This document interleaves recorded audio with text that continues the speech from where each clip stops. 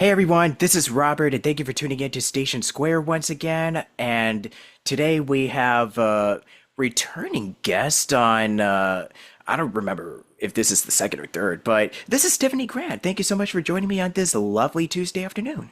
Well, thank you very much. I am delighted to be here. Thank you for asking me. Yep, anytime. So I guess to jump right into it, let's talk about what you've been kind of dabbling into in 2025. And yeah, how's the year going for you? Just tell us what you've been partaking in as of late. Okay, well, 25. I've been doing a fair number of cons this year, so I've been traveling a good bit and doing at least a couple every month. And I love conventions. I've been doing them forever. And other than that, well, the big thing that came out just a couple months ago, I guess it is, was a fantastic docu-series called "Bringing Evangelion to America," Oh which yeah. is on YouTube, and it is three parts. It's pretty long. I'm not gonna lie, but I don't know how this sounds, but I found it captivating. I mean, I've worked on Ava and I learned so much stuff that I did not know. I just found it incredibly compelling. So I do want to get a big plug for Dylan Gaskell on that. That should be pretty easy to find on YouTube. It's called Bringing Evangelion to America. So it's pretty much everything that you ever, if you're an Evangelion fan, and we're coming up really close on the 30th anniversary now, you know, it's definitely must watch, I think. Man, 30 years. I just cannot I believe know. it, I man. can't believe it either. I cannot believe it either.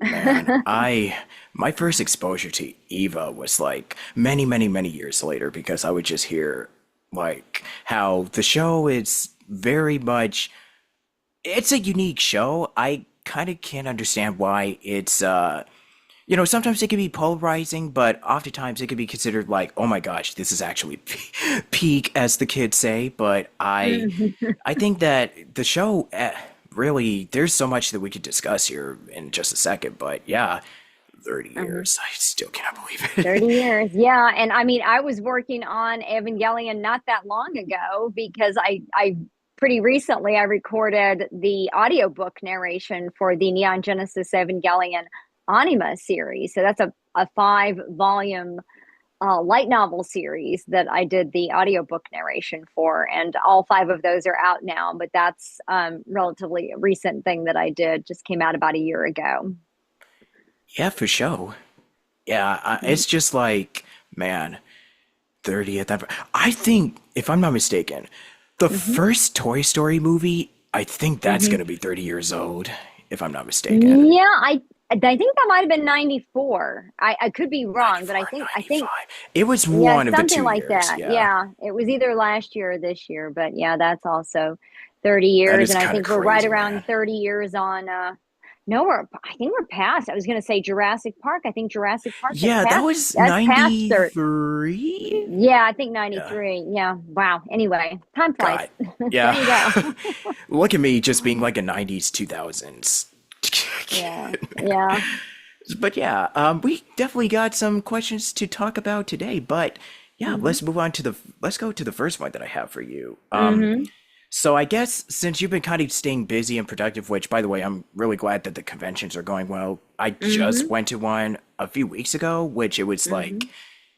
I consider that it's like a love letter to people that grew up with like Nickelodeon, Cartoon Network, and those channels, and just bring it all Okay. together. Hmm. And it's called NostalgiaCon, and they do a Um, tour hmm. like across the USA, and they just had one in Okay. Anaheim a few weeks ago. So Oh, that was okay. fun. That sounds Yeah, fun. because Yeah. I think they're bringing it to Texas in August, so that might Okay. be that's pretty interesting. So yeah, anyways, glad that the cons are going well, but for you, what would you say out of all the stuff or projects, just anything that you've worked on this year, which ones would you say were stuff like the ones that you can actually talk about, of course, but what would you say were the most exciting that you've done? Because you mentioned Evo, but what else do you wanna give a shout out to, if you may? Um, To me, that's the most exciting thing that I've worked on, recently. Yeah, just participating in that. So I've been trying to really plug that wherever I have the opportunity. Yeah. Sorry, that's what I got. Oh, no, no, no. Yeah, because I was gonna say, yeah. Now I So am closing in on. I will put out a little plug for this. I'm I've long had this desire to do a convention in every U.S. state, and I'm rapidly closing in on that. Next month in July 2025, I will be doing my very first convention ever in Montana, the hey. Billings Fun Con, and after that, I just have Wyoming. So, Wow. shout out to anybody in Wyoming. I really want to come to a convention in your state. I had a little bit of interest last year at a event called Wyoming PopCon, but then I think maybe they folded or something because now the website's not working. But Oh, that's yeah. that's a big goal for me, and I think I only have maybe like three Canadian provinces left to get to. So, yeah, if I could complete those two lists, that would be amazing. But I'm getting really close now. Yeah. Well, I mean, congrats on doing all of these, like almost across the, because in the USA, because you still got only a few left. Yeah, So that's a right. pretty big achievement, which I don't Yeah, think not a lot would say that they, yeah, and I don't think anybody else is close. So yeah, yeah, I got to get that across the finish line. I've had that as a goal for of many years. course. I checked off two states last year. It was Rhode Island and Delaware. So Yeah. now it's just Montana and Wyoming. And actually, I have two conventions in Montana this year. So if we could just sneak one in Wyoming, I'll get it right across the finish line. I'll be really excited about that. I've even done the District of Columbia. I mean, years and years ago, but it was actually in Washington, D.C. So, I mean, I have my Comic-Con LA shirt with me today, just uh-huh. out of out of the blue. So, literally. Awesome. So, um, I think something that is sort of segueing because you mentioned conventions. Hmm. So, Hmm. what would you say is something that you cherish just so deeply after being in the voiceover business for well over 30 years? Um, you mean as far as conventions go? Well, I mean, I don't know if conventions, I'm pretty sure that cons may also be involved in this, but no, just anything that you've really appreciated about doing all of this for over 30 years. Well, I mean, I guess the fact that since it is voiceover, uh, that I can, continue doing that. It's less limiting in some ways than being on camera or that. Well, I was going to say stage too, but which I worked in both of those mediums. But yeah, with voiceover, I can still play a teenage girl, which is awesome. I think, wow, what do I really treasure about it? I mean, I guess just the opportunity to have done it and being in that type of work, and that has allowed me to do all this traveling and go out and meet people across the country, around the world, and I have just really enjoyed that so much. It's been really a blessing for me. Since you brought up theater, Hmm. because I usually ask this to those that have done, extensive amount of theater stuff, Hmm. what would you say was, what did you think that, because you've done a lot of theater because I've asked you Hmm. about some experiences of doing it before, Hmm. but how are you able to bring those skills and everything into the world of voiceover? Would you say that it was kind of like a smooth transition, or was it still something that Mm. you were just kind of learning the ropes as you go along when it comes to voiceover? Yeah, I've talked about this with a lot of other actors actually, and in fact, sometimes at conventions I will do a panel, and a lot of times with other actors about voice acting versus stage and on camera acting, and I really do feel that a theater career is great preparation for voiceover. Um, Even though it's just your voice, you really are using your body. And, as long as you keep your mouth on the microphone. But there is a lot of physicality to it. And then, I mean, just the basics of acting, like creating a character, communicating to your audience, um, that core that is acting that's still there, whatever the medium is. And one of the things also that I think that there's a big similarity between voice acting and stage acting is that it is something of a like a heightened sense of reality. It is a little bit over the top, when you're seeing a play or when you're voice acting, the audience, they're not close up on you, like in film, everything is really really still. Everything is very focused. It's all like right here. Your whole performance is like they will say in film, acting is in the eyes. And that's true. But in voiceover, obviously, you can't see our faces at all. And in the theater, some really subtle expression, or, you raise your eyebrow a millimeter, that doesn't pick up on stage. So there's that kind of larger than life aspect to it. So, yeah, I think theater acting is a really great preparation for voice acting. Yep, it really is. As somebody who also did improv and a couple of stage Oh, yeah. stuff, like we did, Mm-hmm. I remember my school used to do like the singing, like choir stuff, and we Mm. actually did a few like comedy sketch skits, Mm-hmm. just improv and just, I kind of figured they were kind of more along the lines of like when you do these random little skits, it's kind of like, I didn't really know it at the time, but it's kind of like similar to the Groundlings here in LA where they do Yeah, yeah. catch. Yeah, so that's what we used to do, and Mm-hmm. that experience really helped me just start learning about, hey, you know what? This is actually pretty fun. Like I like improvising a lot in like Mm-hmm. in real life because that's pretty much one of the skills that is really that can be very very helpful like if we're in a situation or just or if we want to make a scene in a movie or a show, just add something more to a character that wasn't there before, so it can be Yeah. useful in a lot of different situations. So I very much just, yeah, just thinking about it just makes me kind of want to start doing it again, like doing improv. And yeah, it's been so long since I've been up on a stage and I kind of miss. I'm just glad that I'm here with like voiceover and microphone. But yeah, they always Mm-hmm. say never too late to branch out to other avenues of Right. acting. Yeah. Definitely. And I've said the same thing too about improv. Improv is really a core component for any acting career. It's going to come in very handy for whatever kind of acting you're doing, if it's voiceover, stage, film.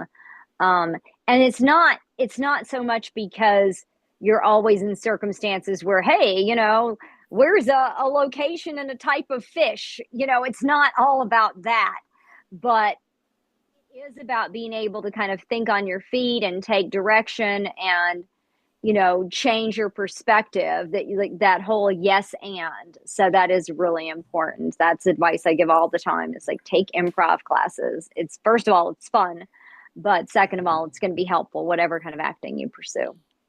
Also, when you get a character for the first time, it can be really. Hmm. I don't know if you watch these videos with Vanity Fair where they have like voiceover artists just do improvise different characters, just make up something on the spot. But these are videos Hmm. that are just really, they're great for learning. Like people like Rob Paulson, Tom Kenny, Bob Bergen. There's so many that are just being, that were featured in these videos. And they each gave their own spin. Oh, I think Phil Lamar did one as well. So these are Wow. great videos if you want to study like how the Hmm. voice actors, what they pretty much do on a day-to-day basis. They have a character, they have an image, and they have to create not just a voice but just the personality of a character on the spot. Right. This goes back to acting. Exactly. Exactly. I'm so glad you said that, because I've said at least 1,000 times, it's not about doing a voice, it's about creating a character. It's Yeah. the way you speak, that's a byproduct of who that character is. So you have to be in the mindset of, who is this? character? I was going to say person, but it might not be a person. But who is this character? What are they thinking? What are they doing? What is their background? Is this a show that's set in the future? Is it in the medieval times? Is it, are you in outer space? Are you an alien or what?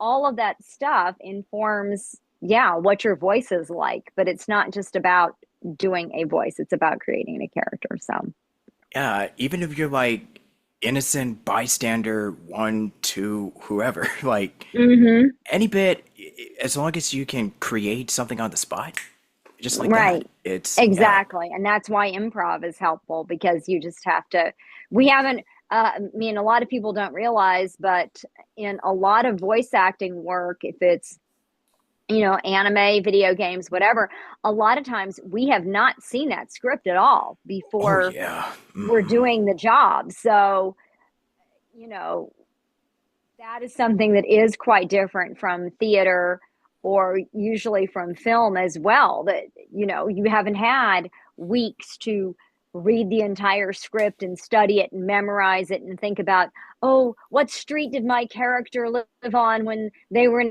elementary school, and what was the name of their pet dog and their best friend, and what's their favorite flavor of ice cream. No, you don't have time for all of that in voiceover.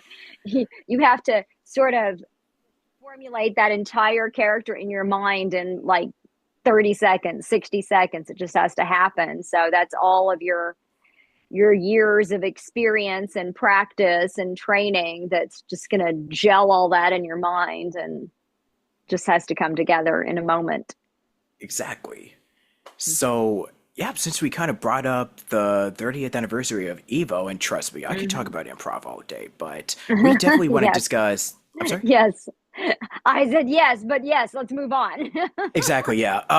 So I still cannot believe it's been 30 years. Oh my gosh. But, yeah, and we'll even talk about the video documentary in just a sec, but what is something that you still that you really love so much being a part of the series, and why Asuka still remains an iconic character all these years later?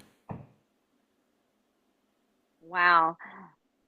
So I probably started working on Oscar. It would have been like late, sometime probably in the like towards the end of 1996.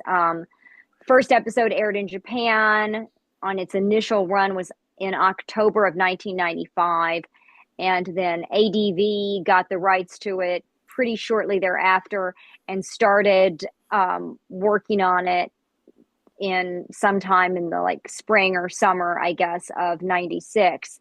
And, my character, Asuka, she doesn't come in until episode 8. So I was really oblivious to all of this when they had started.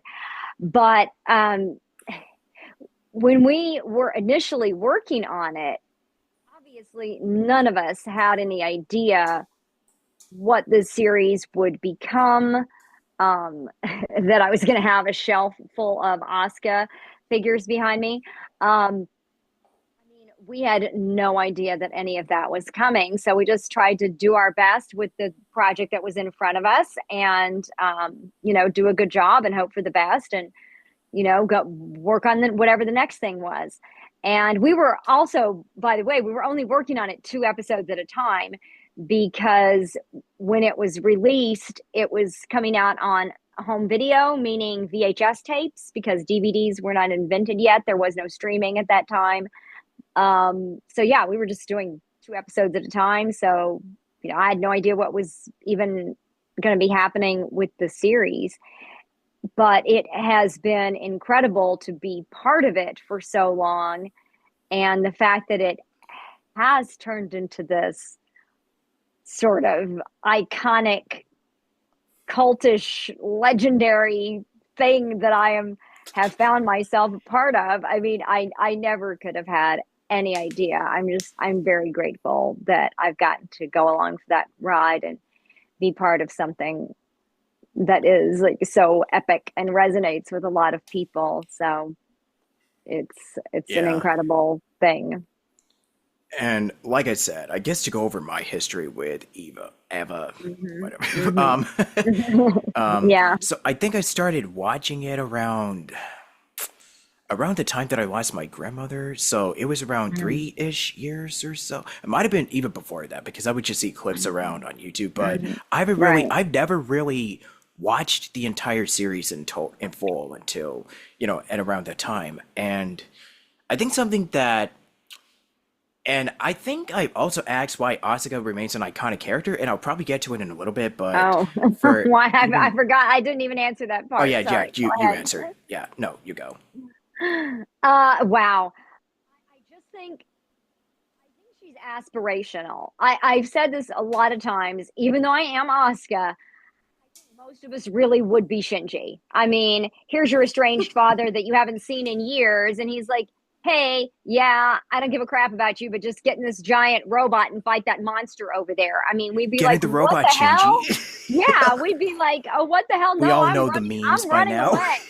Yeah, I am running away from here, right? I am no, forget that. I'm not taking part in this. But Asuka's all like gung ho and so sure of herself and confident, and she's just a badass. So people like to think we would be her. We would be Asuka. And also I think the reason that she resonates with people and that she's, you know, an iconic character is that I've just heard it from so many people over the years that they can relate to the human aspects of her, not so much like, oh, she's a giant robot pilot. Sure, we've all done that.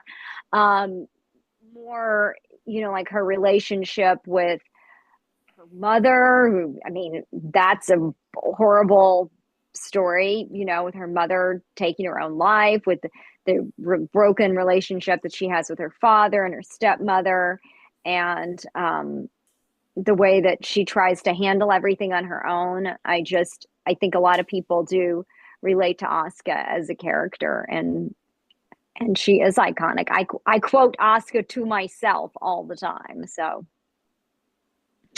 it's Yeah, true. yeah. I still remember there's like a lot of really intense moments that happen in the show. Mm. Like, I mean, might be minor spoiler, but just And the the whole show's scene. 30 years old, Robert, Yeah, so go I mean, ahead and look, I know spoil it if somebody you has haven't probably seen got it. it. I will just say, even if you haven't seen Evangelion, like you probably know the scene where she's just kind of like alone and just being like, I don't want to die or something like that. And also I just had to say it a whole lot of replaying times, right? flashbacks. Yeah, Yeah. so you probably know those scenes in particular. And and look, there's so many memes on the internet. It is impossible to escape So it at this many point. memes, yes. Oh man, I know I said get into robot Shinji, which is something that I Yeah. quote more often than you think. Mhm. Yeah, Yeah. um, yeah. But anyways, I think I was talking about watching the show for the first time, like the Right. entire original series, where Mhm. I think the themes that I think we were kind of discussing, where it ties in because at the time with a lot of anime they kind of have these giant robot like mega series is really nothing new. I mean, we've had Voltron, you know um yeah, some other ones that I can't remember, oh, Robotech, and so many other Yeah. anime that came out in like the 80s, 70s, and so on and so forth. But Uh-huh. what I really like about this is that the creator, he, oh my god, I cannot, Hideaki Anno. he got Ano, yeah, Yeah, it's like he actually is the co-creator with co-creator. Yoshiyuki Sadamoto. Thank you, Yeah, who did the yes. manga. So Yeah. when They're the they were, co-creators of Eva. yeah, so when the series was, being created, it's like it's kind of a, I don't want to say that it's not like a full-on satire, but it's a full-on deconstruction of the mecha genre where you have the Right. characters that are Hmm. piloting robots, but they're teenagers and Mm. they're pretty damaged to put it lightly. Yes. And Yes, they I haven't very really much seen a are. lot of, yeah, Hmm. I haven't seen a lot of anime. There's like a lot of psychological thriller horror in there, Mm. which I haven't really seen a Right. lot from. I think that was one of the first shows that really taught me, oh, so anime can be kind of like, and I think I've seen an episode where Crispin Freeman talks in length about Neon because I Mm-hmm. think he and I kind of have like very similar viewpoints where it's like, it's so, it's very much unique of its time because it's not afraid to go into these really uncomfortable, like dark Yes. subject matters when you're a Yes, teen. very much. And Hmm. with I know with the whole Christianity, religion, the aspects to it is also something that deserves its own deep dive. But what really drew me in was like these are characters that have gone through so much and they are and put in charge, and this is pretty much what it kind of reminds me of when you're being enlisted in the military or something, or like you're being enlisted to Hmm. do a job that you don't want to do, and we can all be like Shinji and just run away from whatever challenges that you have been brought here on this earth to do. And a lot of us Hmm. would like to be Asuka, but in reality, we're like Shinji, which is kind of a really interesting perspective on how you want to approach Right. it. And also, it's like I said, the show can be pretty messed up. Like Yeah. it messes up the It characters, gets and dark. it's yeah, It it needs really those does. moments of levity, the little Exactly, comedic yeah. interludes, Oh and yeah. the that like Oscar theme music that's so light, do do do do, Oh that yeah. lighthearted Oscar theme music. It's like, oh, It's that's such a relief. iconic. Yeah. That's such a relief. Yeah, we need Yeah. that.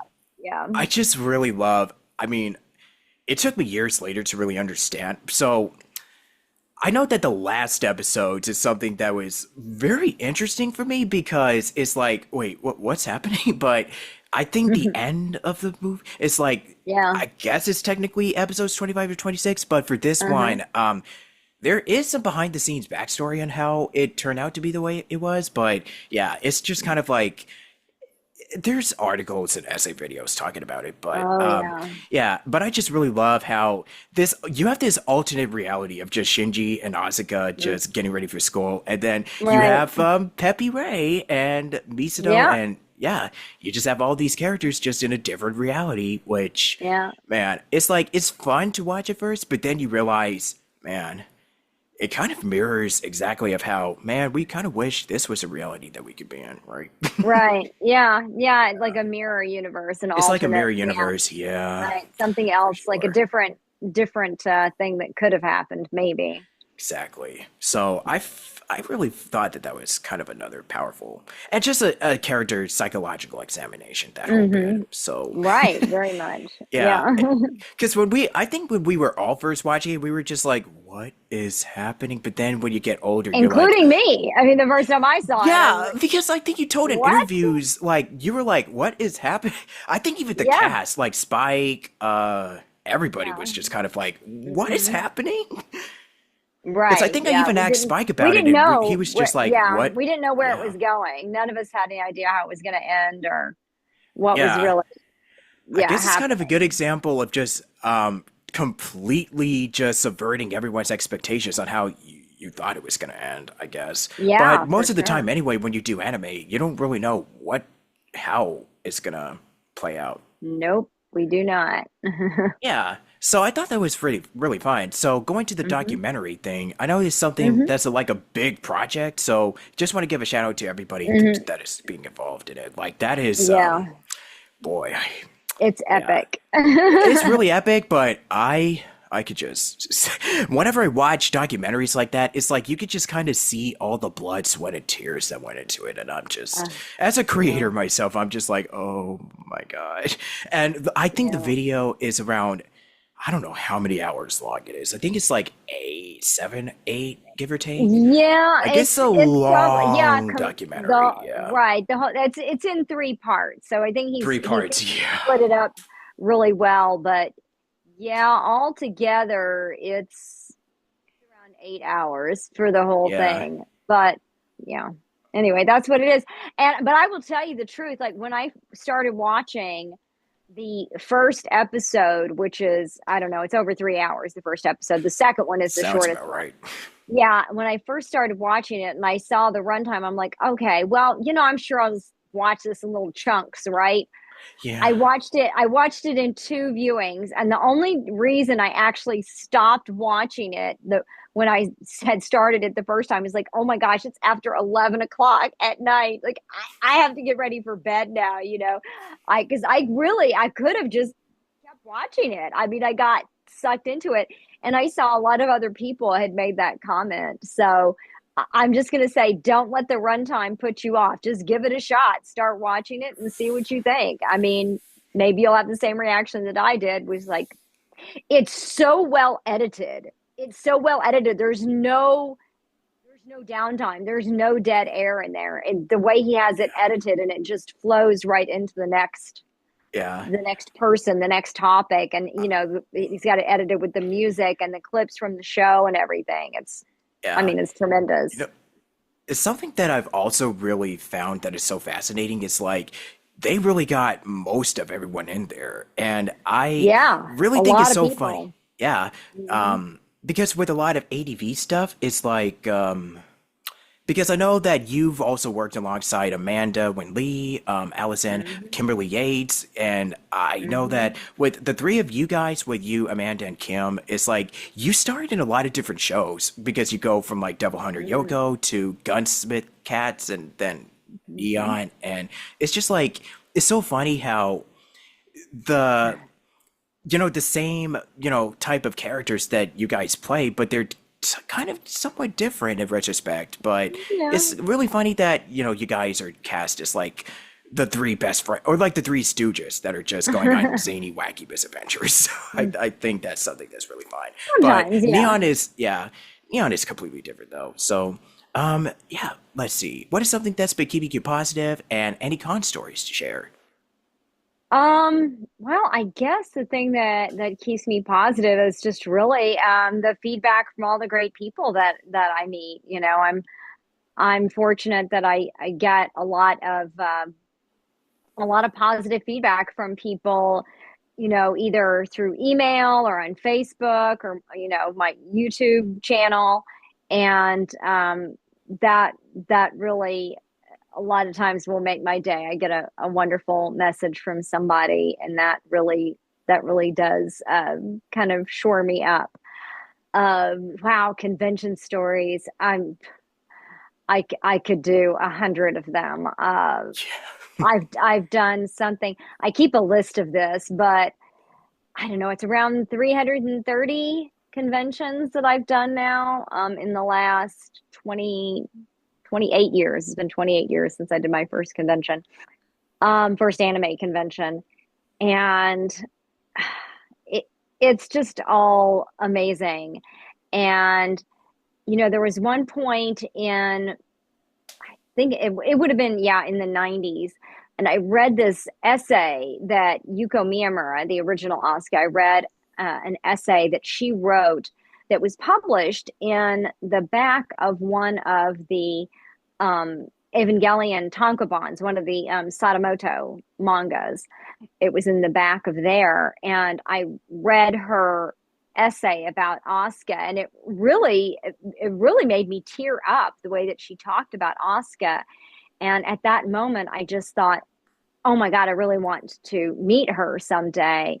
And so the fact that I did, many years later, I did finally get to meet her. And then we like sort of became like instant friends because we have the Asuka connection. And I haven't actually seen her since 2016. Now was the last convention that we did together. We did quite a few conventions together, um, including a couple that were in the US, but most of them in Australia. But anyway, so that's something that I really do treasure, getting to know her and do conventions with her. Was that's been really incredible.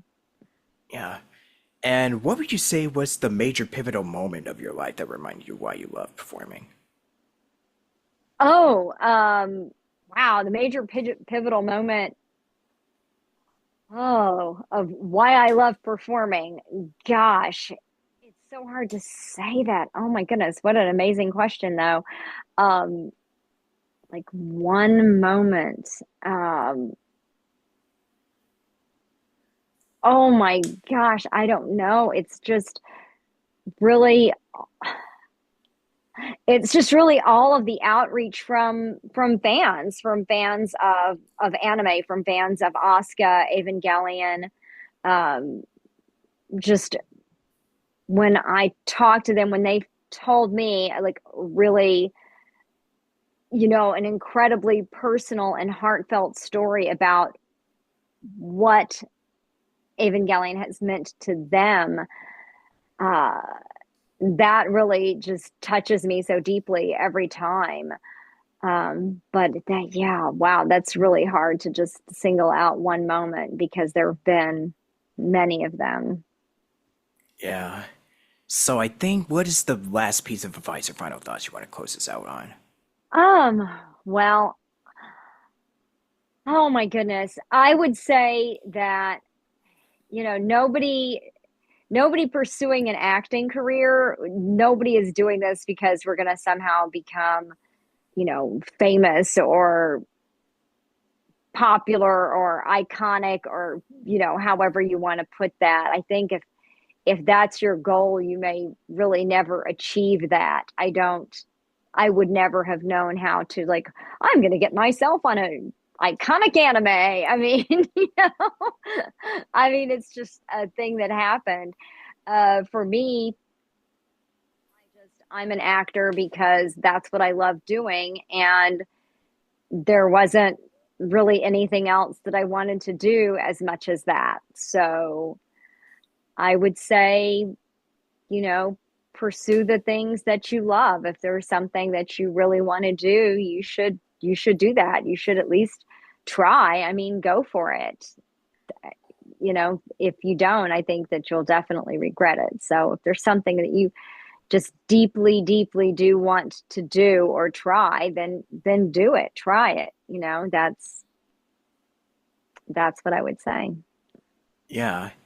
And I guess on that note, we'll close it out, during the Mm. finale. So we'll just rejoin. But yeah, if you liked it so far, like, comment, do the YouTube thing, and yeah, see you in the finale.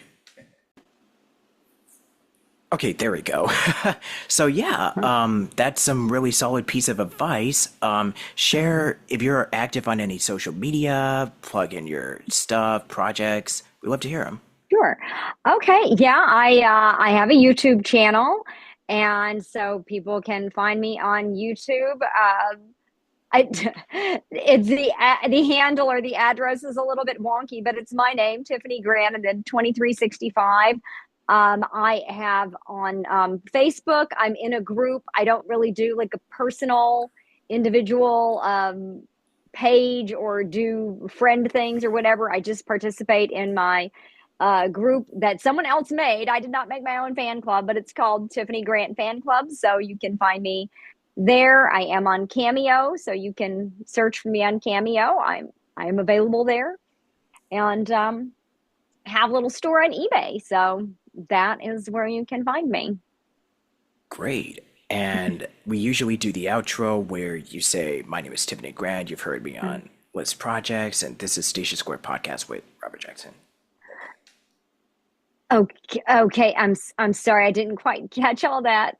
This Sorry, is Tiffany Grant, your and you. name, Tiffany Grant, list of characters and projects you've done, and Oh, this oh, is okay, okay, the right. podcast. Yeah. Okay, sure. And what's the? Tell me the name of the podcast Station again. Square. Station Square. Okay, Yeah. Whenever you're ready. okay. Hi, this is Tiffany Grant, best known as Asuka from Evangelion and a whole bunch of other stuff. Oh, like B from Brawl Stars. And you have been listening to Station Square Podcast.